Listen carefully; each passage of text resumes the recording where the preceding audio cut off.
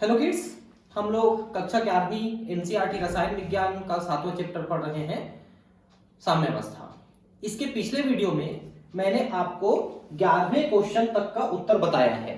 ठीक है, अब हमको इसमें 12वां क्वेश्चन पढ़ना है, लेकिन 12वें क्वेश्चन से पहले मैं आपको 13वां क्वेश्चन करा देता हूं, क्योंकि उसी के आधार पर 12वां क्वेश्चन आसानी से बन जाएगा। ठीक है, 0.01 मोलर कार्बनिक अम्ल HA के विलयन की pH 4.15 है। इसके ऋण आयन की सांद्रता, अम्ल का आयनन स्थिरांक और pKa का मान परिकलित कीजिए। देखिए, ये दुर्बल अम्ल है मान लो, क्योंकि pH 4.15 है। अगर प्रबल अम्ल होता तो pH थोड़ा सा नीचे जाता। फिर भी जैसा भी अम्ल है कोई दिक्कत नहीं है, फिर भी काफी स्ट्रांग है। 0.01 मोलर में भी pH इतना घटाया है, मतलब ये ठीक ठाक अम्ल है। खैर वो अपने को नहीं देखना है कि कैसा अम्ल है, अपने को जो क्वेश्चन है उसको देखना है। देखिए, ये अम्ल है, इसका वियोजन हाइड्रोजन आयन और उसके माइनस आयन के रूप में रहता है। शुरू में हम इसको लेते हैं C की सांद्रता, इनकी 0.0 है शुरू में, बाद में इसकी C अल्फा मॉलिक्यूल निकल गए और आयोनाइज हो गए, तो उतने ही यानी कि C अल्फा इसके बन गए, C अल्फा इसके बन गए। ठीक है, अब Ka निकालना है आपको, तो प्रोडक्ट बटा रिएक्टेंट निकालते हैं। तो प्रोडक्ट है C alpha into C alpha बटा C माइनस C अल्फा। ठीक है, तो अब यहां पर देखिए C स्क्वेयर अल्फा स्क्वेयर ऐसा हुआ, और इसको C करके अंडर ब्रैकेट 1 माइनस अल्फा कर दें, 1 माइनस अल्फा। ठीक है, तो अब ये C और ये एक C कट गया, तो ये हो गया C अल्फा स्क्वेयर बटा 1 माइनस अल्फा, 1 ऋण अल्फा, ऐसा हो गया। ठीक है, अब इसके आगे कैसे सॉल्यूशन हो रहे देखिए, थोड़ा सा यहां पर आपको समझना पड़ेगा। पहली बात तो ये समझिए कि इस अल्फा की मात्रा अगर कम है तो एक में से थोड़ी मात्रा घटा दोगे तो कोई फर्क नहीं पड़ता, लगभग एक रहता है। तो इसको हम टोटल एक ही रख देते हैं, तो C अल्फा बटा 1 का मतलब C अल्फा स्क्वायर। ठीक है, C अल्फा स्क्वायर बटा 1 मतलब C अल्फा स्क्वायर, तो ये हो गया Ka equal to C alpha square.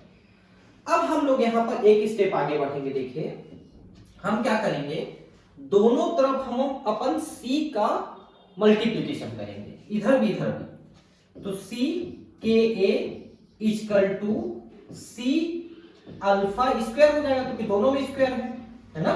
तो इसको आप ऐसा लिख सकते हैं ना, C अल्फा होल स्क्वायर, ऐसा लिख सकते हैं।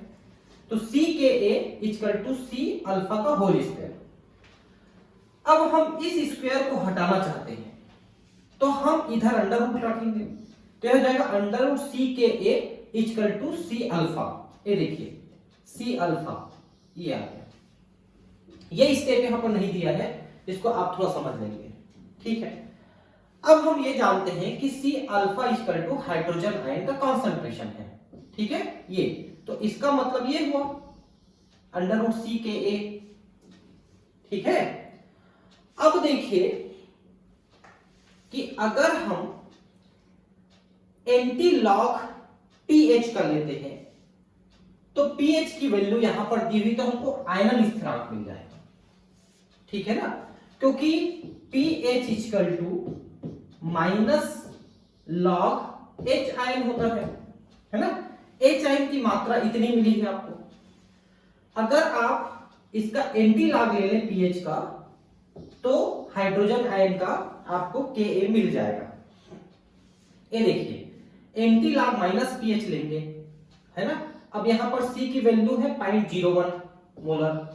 ठीक है, 0.01 रख देंगे, Ka की वैल्यू हमको निकालना है, और एंटी लॉग pH रखेंगे। अब इसको आगे सॉल्व करते जाइए, आपको एंटी लॉग का मान आ जाएगा 7.08 into 10 to power minus 5 equal to इतना। अब हम इसको आगे सॉल्व करेंगे, तो सबसे पहले क्या करेंगे, इस अंडर रूट को हटाएंगे, तो इधर स्क्वायर कर देंगे, इधर स्क्वायर करेंगे तो ये हट गया, फिर इसको डिवाइड कर देंगे, तो टोटल Ka आ जाएगा 5 इंटू 10 टू पावर 7, है ना। तो Ka की वैल्यू आ गई, आयनन स्थिरांक की वैल्यू आ गई 5 इंटू 10 टू पावर 7, है ना। और ये आ गया आपका Ka, ठीक है। अब यहां पर देखिए कि ऋण आयन की सांद्रता अम्ल आयन स्थिरांक तथा pKa का परिकलन करना था अपने को। आयरन स्थिरांक तो मिल गया, देखिए Ka equal to 5 into 10 to power 7। ठीक है। अब देखिए H आयन या ऋण आयन की मात्रा हमको निकालनी है, तो Ka का हम लोग माइनस लॉग लेते हैं, माइनस लॉग, तो pKa मिल जाएगा हमको। ये देखिए pKa मिल गया 6.3। ठीक है। और यहां पर आपको हाइड्रोजन आयन की सांद्रता पहले ही मिल चुकी है 7.08 10 टू पावर -5। ये तो आपको पहले ही मिल चुकी है हाइड्रोजन आयन की सांद्रता। तो ऋण आयन की सांद्रता भी उतनी ही है ना, हाइड्रोजन आयन की सांद्रता के बराबर ऋण आयन की सांद्रता। तो इसको तो आपको दोबारा निकालने की जरूरत नहीं है, क्योंकि यहां पर आपको मिल चुकी है हाइड्रोजन आयन की सांद्रता, तो ऑलरेडी निकल गई है। pKa की मान निकालने के लिए Ka का माइनस लॉग ले लीजिए, तो ये pKa का मान निकल गया। तो इस स्टेप में थोड़ा सा मैंने जो चेंज किया उसको आप थोड़ा देख लेना कि एक्स्ट्रा और क्या क्या लिखना है। ठीक है। बस यही काम हमको पिछले वाले क्वेश्चन में यानी 12वें क्वेश्चन में करना है। एसिटिक अम्ल का आयरन स्थिरांक दिया है, इसके 0.05 मोलर विलयन में वियोजन की मात्रा एसिटेट आयन की सांद्रता पीएच का परिकलन करना है। तो देखिए एसिटिक अम्ल जो है एसिटेट आयन और हाइड्रोजन आयन में वियोजित होता है, तो इनकी मात्रा सीधे √Ka/C से निकाल दिया है ना। तो आपको C तो दिया है, Ka का मान यहां पर दिया है ना, इसको निकालने की जरूरत नहीं है। तो हाइड्रोजन आयन और एसिटेट आयन की सांद्रता 9.033 10 टू पावर -4 निकल गया है ना। और पीएच का परिकलन कैसे करना है, तो पीएच का परिकलन करना है log 1 H आयन या माइनस log H आयन, ऐसा करेंगे तो भी निकल जाएगा। तो 3.03 आपको पीएच आ रहा है। तो इस क्वेश्चन को समझने के लिए हमने इसके पहले क्वेश्चन को समझा, और यहां पर भी हमने 2 स्टेप बढ़ा के आपको बताया है कि कैसे ये आ रहा है ये सॉल्यूशन। ठीक है। तो ये दोनों क्वेश्चन तो ध्यान से आप लोग करेंगे। ठीक है। पूर्ण वियोजन मानते हैं निम्नलिखित विलयनों के पीएच की गणना करें, है ना। HCl NaOH HBr और KOH ये तो सभी स्ट्रॉन्ग एसिड और बेस है, तो पूर्ण वियोजित तो होंगे ही, और इनके मोलर कंसंट्रेशन दिया है 0.003 5 2 और 2। ठीक है। HCl NaOH HBr और KOH का। ठीक है। तो सबसे पहला देखिए कि जितना ये वियोजित होंगे उतना जितना रहेंगे पूरा का पूरा वियोजित होंगे। तो HCl तो वियोजित होगा तो सीधा सीधा H आयन ही देगा, इतने मोलर H आयन देगा। तो H आयन जब इतने मोलर दे रहा है तो आप इसका सीधा सीधा माइनस लॉग निकाल दो, तो आपका आंसर जाएगा 2.52, है ना। लेकिन अब प्रॉब्लम आता है NaOH के साथ, क्योंकि NaOH में हाइड्रोक्सिल आयन देगा और आपको हाइड्रोजन आयन निकालना है। ठीक है।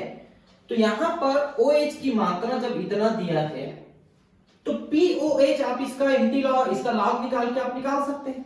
POH निकल गया 2.301, है ना।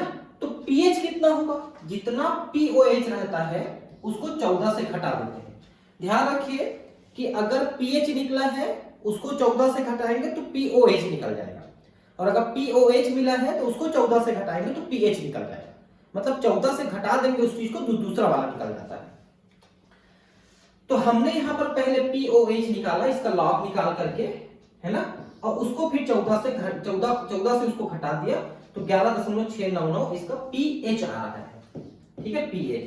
और चूंकि ये 7 से ऊपर आ रहा है तो ये क्षारीय है, और आपको पता है ना कि NaOH एक स्ट्रॉन्ग बेस है। अब HBr ये तो एसिड है, तो जितना रहेगा पूरा वो एसिड ही रहेगा, तो pH ही निकलेगा, है ना। तो H आयन का मान आपको दिया हुआ है, समझ लो, उसका माइनस लॉग निकालोगे तो इसका pH निकल गया। और फिर से यहां पर OH मिल रहा है तो फिर से इसका POH आप निकालेंगे, POH निकाल करके इसको 14 से घटा देंगे तो आपका pH निकल गया। तो अगर वो बेस है तो आपको POH निकालना है सबसे पहले, और POH निकाल करके उसको 14 से घटा देंगे तो pH निकल जाएगा। तो कोई ज्यादा इसमें दिक्कत वाली बात नहीं है, बस आपको क्या करना है ये मालूम होना चाहिए। तो क्वेश्चन बड़ा दिख रहा है लेकिन है बहुत सिंपल। लेकिन एक चीज ध्यान रखेंगे, आप लॉग निकालना अगर नहीं जानेंगे तो आपको कुछ समझ में नहीं आएगा। ये थोड़ा थोड़ा कहीं कहीं प्रिंट मिस्टेक है, इनको आप लोग सुधार लेना। अब ये जैसे का तैसा मैंने लिया है और वैसा ही है, ठीक है, क्योंकि इनको टाइप करना थोड़ा डिफिकल्ट होता है। ये जो इस तरह के मैथमेटिकल चीजें हैं उनको टाइप करने में बहुत समय लगता है, तो इजी चीज इसको ले लिया जाता है, जहां से भी हम लोग बनाए हुए हैं अपनी स्टडी मटेरियल वहीं से ले लेते हैं इसको। ठीक है, निम्नलिखित के पीएच की गणना करें। 2 ग्राम टाइटेनियम हाइड्रोक्साइड को जल में घोलकर 2 लीटर बनाया जाता है। ठीक है, 0.3 ग्राम कैल्शियम हाइड्रोक्साइड को 500 ml विलियन, 0.3 ग्राम NaOH को जल में घोल के 200 ml, 13.6 मोल HCl को 1 ml का जल से घोलकर तनु करने पर कुल आयतन 1 लीटर विलियन बनाया जाता है। ठीक है, तो अब हम इसको देखते हैं क्या क्या होता है ना।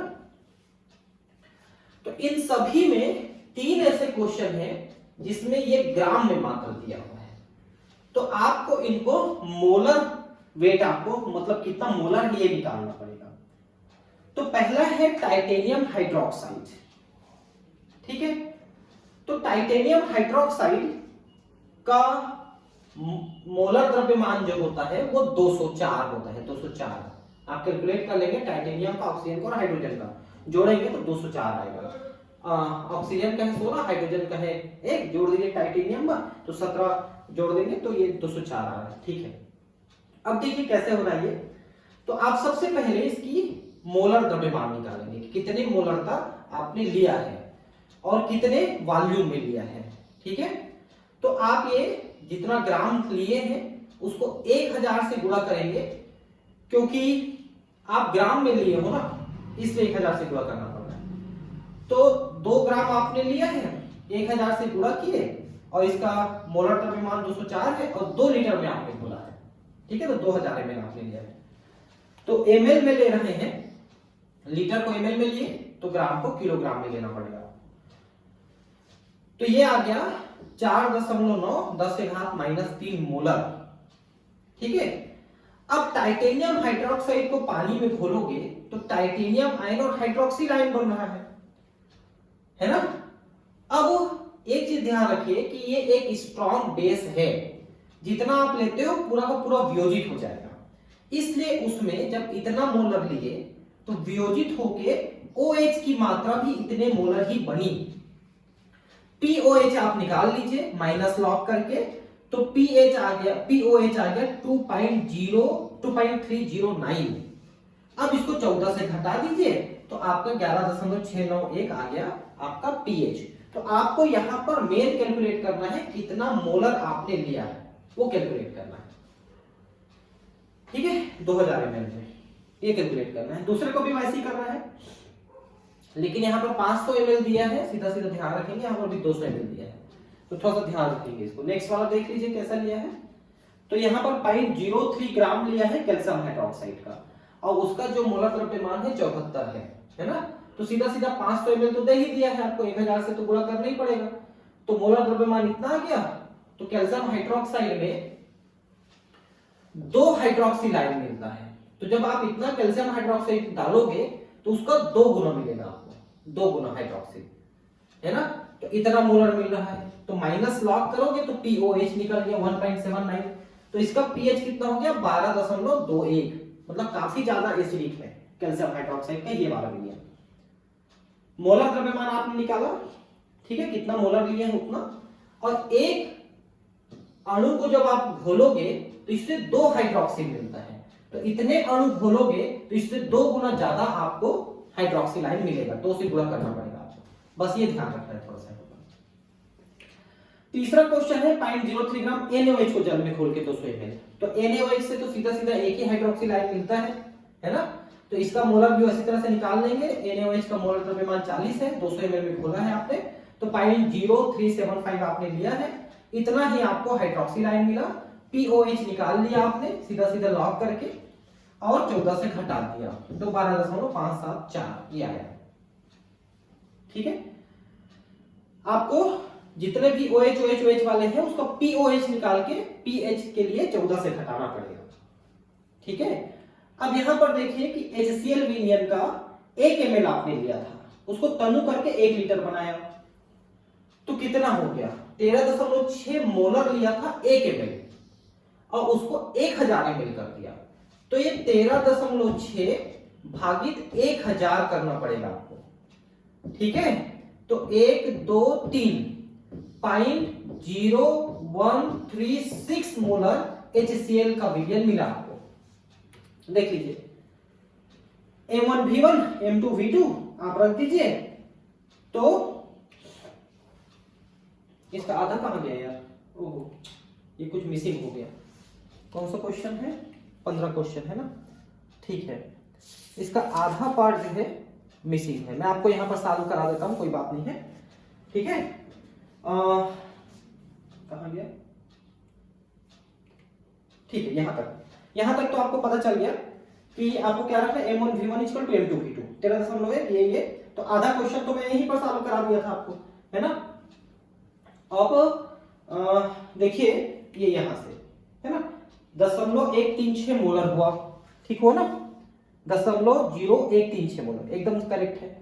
अब इसका आपको ये H आयन मिला इतना, है ना, तो माइनस लॉग H आयन आप लेते हो पीएच के लिए, तो इसका लॉग निकालना है आपको बस। तो इसका लॉग निकालेंगे आप, यहां पर रख दीजिए ना, तो लॉग आ जाएगा, तो इसके लॉग का वैल्यू आ रहा है 1.866 इसका पीएच आ रहा है। समझे क्या किया हमने, 13.6 मोलर का 1 ml लिया था, उसको 1000 ml तनु कर दिया, तो बटा 1000 ml हो जाएगा इतने मोलर का, है ना, तो 0.0136 मोलर हो गया। M1V1 M2V2 में रखेंगे, M1V1 M2V2, ठीक है। तो M1 कितना है, 13.6 गुणित 1 बटा इक्वल टू M2 इंटू 1000, है ना। ये ऐसा किया तो हमने सीधा यहाँ पर 1000 से गुणा कर दिया, ये देखिए पहले ही कर चुका हूँ, है ना।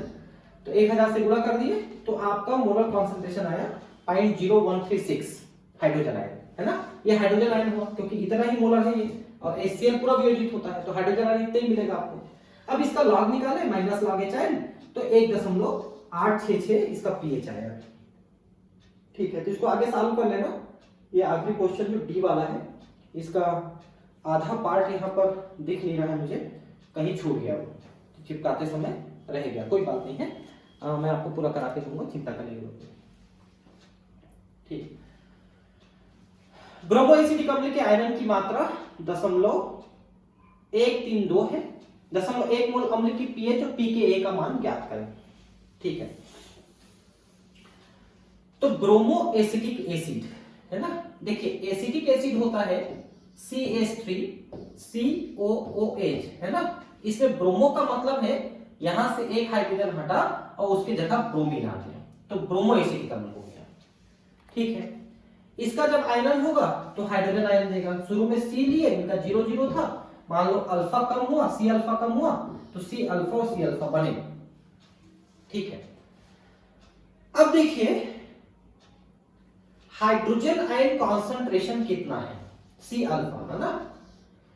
तो यहां पर क्या लिया है आपने, 0.1 मोलर लिया है, जिसके आयरन की मात्रा इतनी है, तो ये देखिए 0.1 मोलर लिए, आयरन की मात्रा है 0.132, है ना। तो इनकी मात्रा मिली आपको 1.32 10⁻²। भाई जितना आयरन होगा उतनी ही मात्रा मिलेगी ना आपको, तो 0.01 लिया, उसको 0.132 ये आयनित हुआ है, उतना आपको मिल गया ये अल्फा। अब लॉग आपको निकालना है, तो हाइड्रोजन आयन कॉन्सेंट्रेशन आपको मिल गया, इसका लॉग निकालेंगे तो आप 1.88 इसका पीएच आ गया, है ना। अब फिर यहां पर वही वाला फार्मूला दोबारा आया है जो पीछे हमने 13 नंबर में सॉल्व किया था, ये देखिए दोबारा आ गया, है ना। तो हाइड्रोजन आयन कॉन्सेंट्रेशन आपको मिला, ठीक है, और Ka आपको निकालना है, C की मात्रा भी आपको मिल गई है 0.1, ये कॉन्सेंट्रेशन आपको मिली हुई है। आप इसमें वैल्यू पुट अप करिए तो Ka की वैल्यू आप निकाल सकते हैं, देखिए Ka की वैल्यू आ गई आपको, और जब Ka से pKa निकालते हैं तो उसका लॉग लेते हैं, माइनस लॉग, है ना। ये देखिए माइनस लॉग ले लिया तो pKa की वैल्यू निकल गई, Ka की वैल्यू से pKa की वैल्यू माइनस लॉग से निकालते हैं, अभी आपने कई क्वेश्चन में देखा है।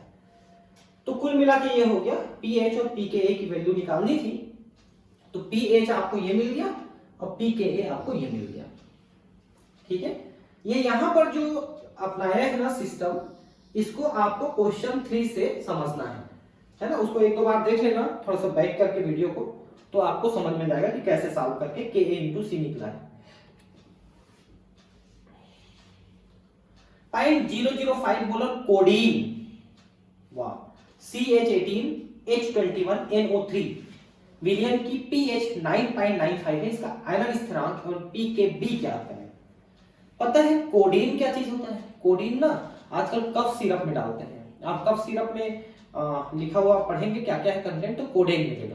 पहले अल्कोहल डालते थे, आज से 10-12-15 साल पहले कोरेक्स वगैरह सिरप में, तो लोग उसको दारू की तरह प्रयोग करने लग गए, तो उसको बोलते हैं कोडेन डालना शुरू किया। लेकिन उसमें भी थोड़ा नशा होता है हल्का सा, तो लोग इसको भी नशे की तौर पर उपयोग कर लेते हैं।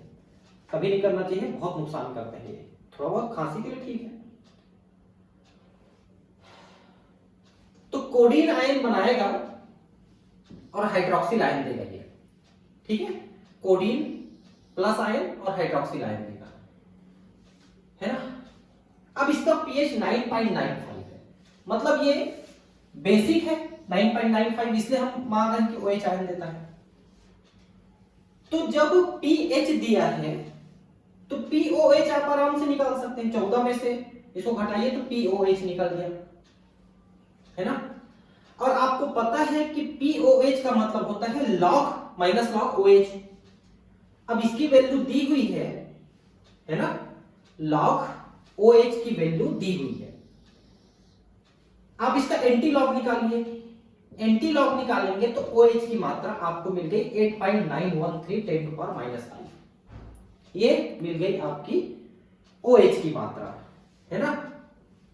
तो Kb की मात्रा आपको निकालनी है, तो आपको कोडीन के H आयन OH आयन की मात्रा तो बराबर मिलेगी, इतनी ही मिलेगी, और कोडीन की आपने लिया है 0.005 मोलर, ये आप रख दीजिए, है ना। तो ये आपने निकाला है, इसको ऊपर रख दिए, दोनों के लिए बराबर है इसलिए स्क्वायर हो गया, और इसकी मात्रा आपने लिया है 0.005, तो 10⁻³ हो जाएगा।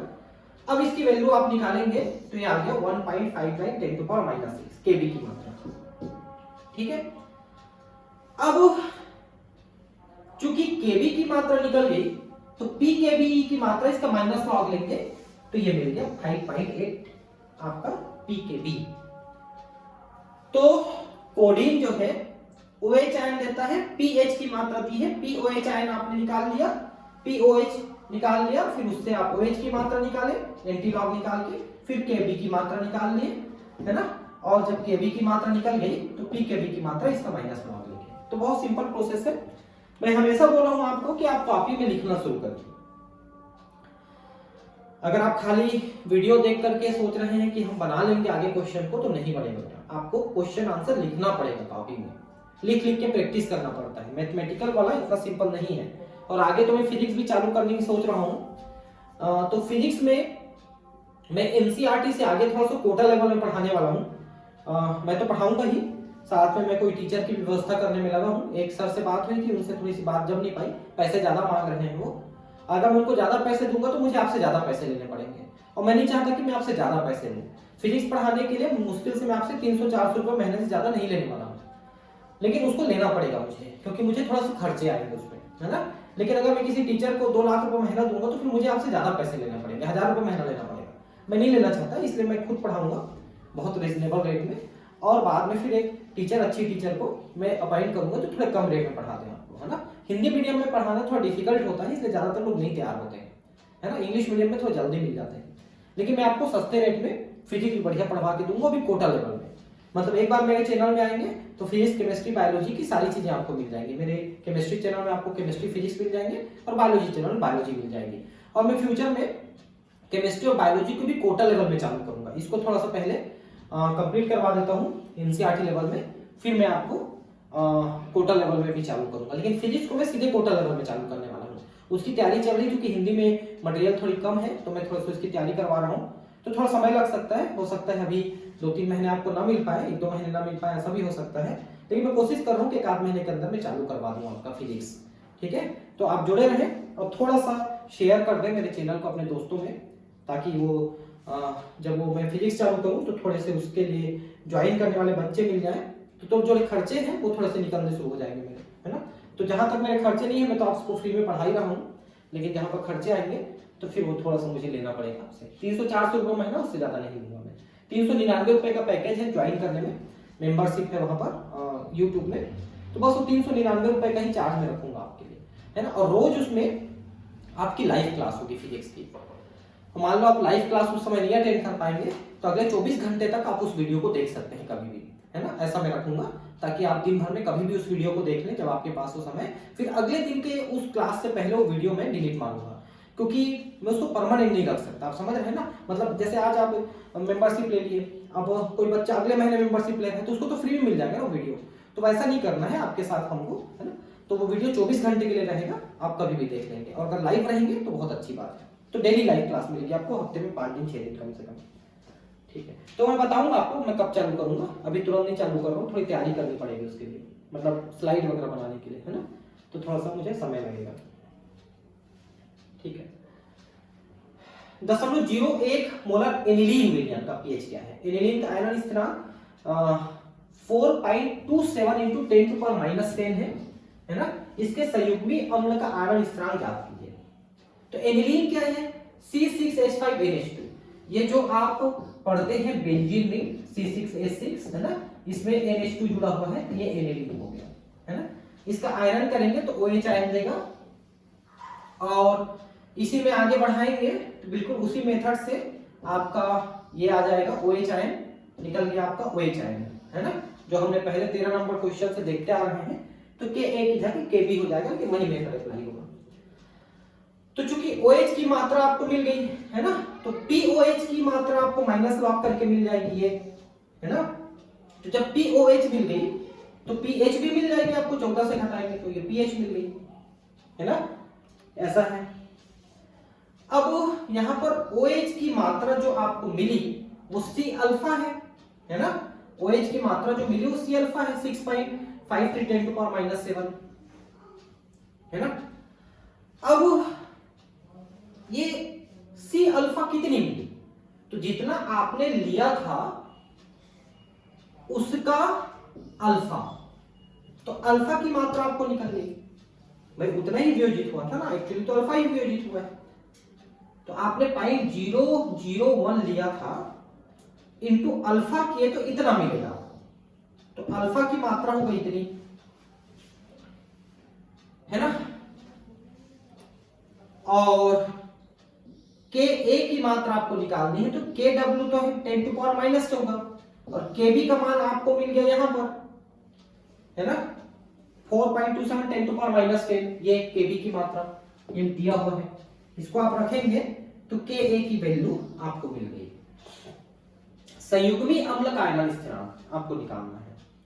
संयुग्मी अम्ल क्या होता है, जो हाइड्रोजन आयन लेके बनाया वो संयुग्मी अम्ल है, और दे के बनाता है संयुग्मी क्षार होता है। तो संयुग्मी अम्ल ये इतना मिल गया आपका, ठीक है।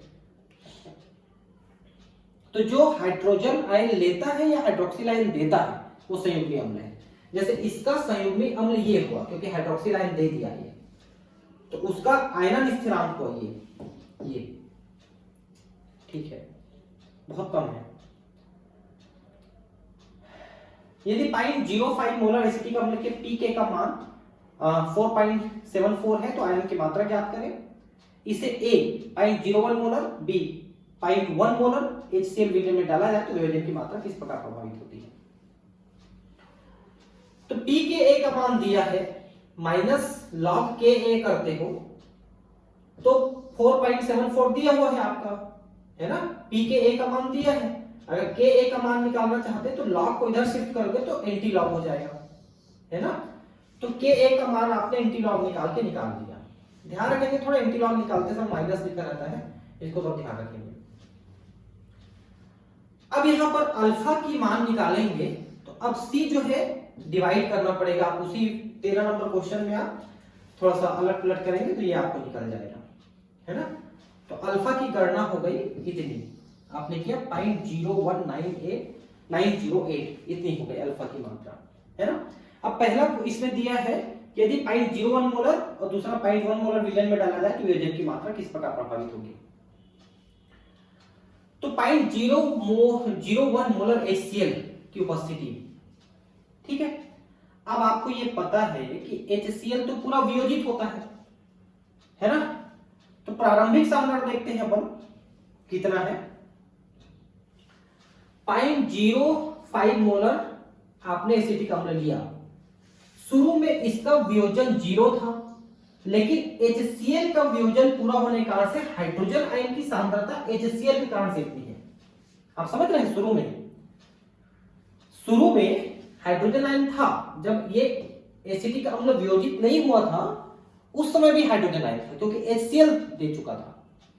लेकिन अगर ये वियोजित होगा तो इससे भी थोड़ी सी मिलेगी। मान लो कि ये थोड़ी सी मात्रा 1 माइनस अल्फा, ये अल्फा की मात्रा मिलेगी, तो उसको भी तो आपको जोड़ना पड़ेगा ना इसमें।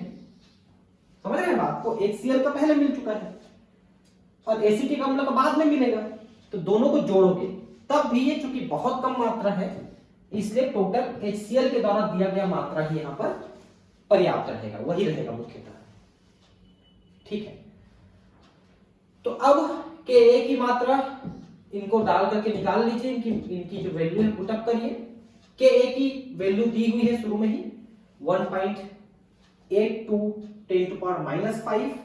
आगे की वैल्यू पुटअप करेंगे तो अल्फा इक्वल टू हो जाएगा 1.82 10⁻⁵। ये देखिए, मतलब वियोजन अब इतना ही होगा। किसका?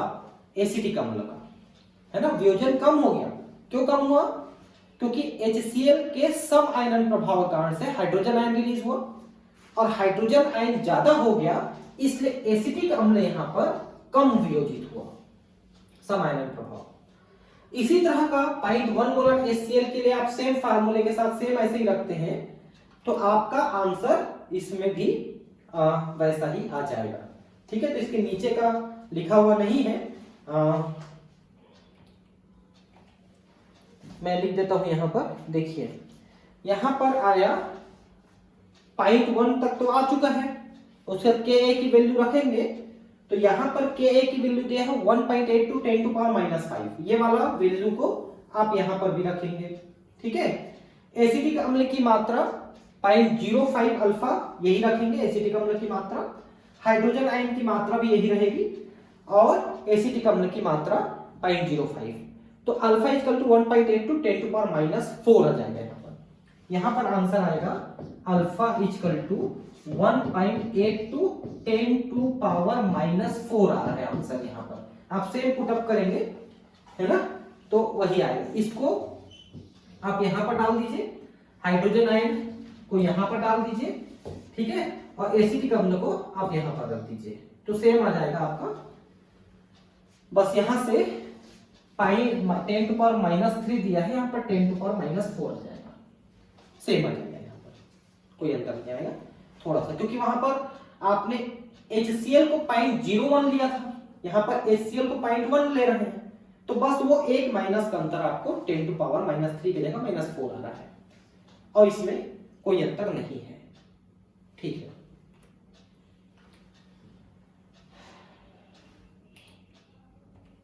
ठीक, अब यहां पर डाइमेथिलेमीन, ठीक है, का आयनन स्थिरांक 5.4 10⁻⁴ है।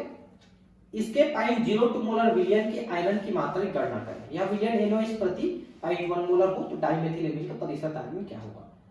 डाइमेथिलेमीन यानी कि CH3NH2CH3, ये डाइमेथिलेमीन है, तो इसका प्रतिशत आयनन देखिए, तो सीधा सीधा हम उस फार्मूले में जो अभी हमने निकाला था कुछ देर पहले उसमें हम रख देंगे, तो अल्फा का मान आपको मिल गया, ठीक है।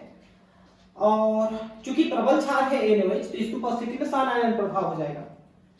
ये OH जो दे रहा है शुरू में इसकी 0.1 मोलर विलयन NaOH का, तो उसके कारण से शुरू से मिल चुका है आपको, है ना। और ये X की मात्रा लगभग नगण्य है, तो बिल्कुल उसी फार्मूले में आप Kb में रखेंगे तो आपको X की मात्रा आ रही है और वियोजन की कोटि जो है वियोजित मूलों की संख्या कुल मूलों की संख्या, तो वियोजित इतने कुल मूल इतने रखे तो वियोजन की मात्रा इतनी है, तो 0.54% मतलब 100 में से एक भी नहीं, एक का भी आधा वियोजित हो रहा है। तो बहुत सिंपल टाइप का कैलकुलेशन है, लेकिन थोड़ा समझने पर, नहीं तो आपको टफ लगेगा। यहाँ पर ये जो केबी का मान हमने निकाला है उसी मेथड से निकाला है जो पीछे हमने निकाला है, सेम है ना। तो बार बार वो मेथड बताने की अपेक्षा आप इसको देख लीजिए, आपको समझ में आ जाएगा। ठीक है, अब आगे क्वेश्चन नेक्स्ट क्लास में। Thank you.